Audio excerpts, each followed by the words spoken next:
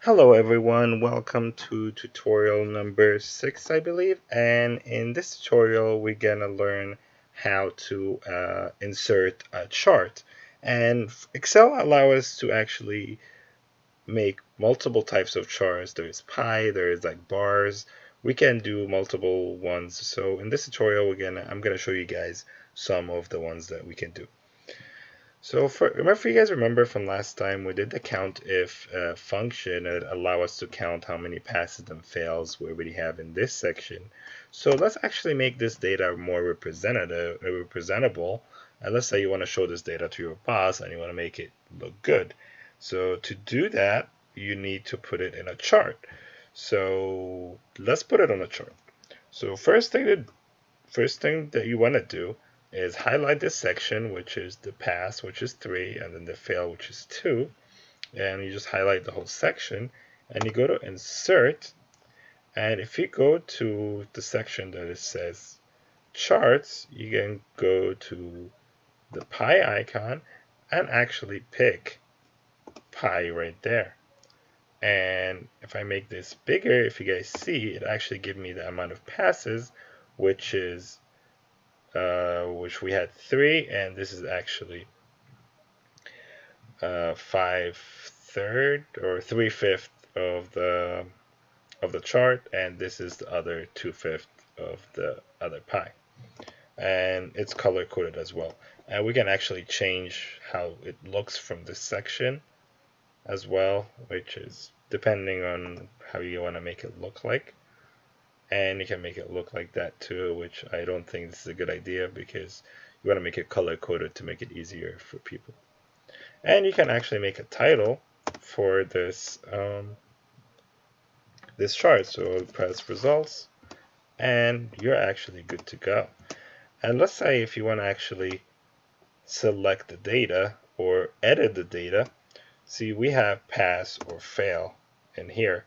We can, let's say if we want to add something else, or let's say edit this series. I want to name this series something else. I want to, instead of series 1, I just want to call it results. And if we check right here, it actually, the series value, it checks for those two numbers, which is 3 and 2. Or it will all change if the values changes as well. Press OK. And also for here, I have pass or fail, and those are actually my other two horizontal, I would call it horizontal axis. So this would actually be more useful if I change this to, let me delete this actually, and let me put insert and put, let's say a 2D, or let's do it like this. That looks nice.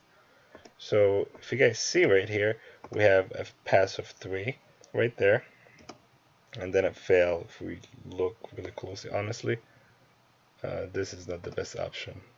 We should use, because the 3D usually are not the nicest to see. I'll go change chart type, and then I'll make it actually 2D, which is right here. I'll pick that one, and that will change it so actually that's easier to see. This 2 ends right there, and the 3 is right there, so it's really easy to see. And if I go to select data, you can actually now understand what this actually means. So horizontal axis, I will have the pass and I'll have a fail. And for example, if I, let's say, add, we already had not tested, right? And I know it doesn't have any values, but I'll just add it for now, and I'll have a value of 1.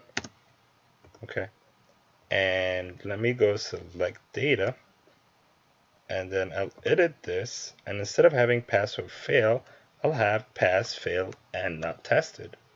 I'll press that, and it should add it.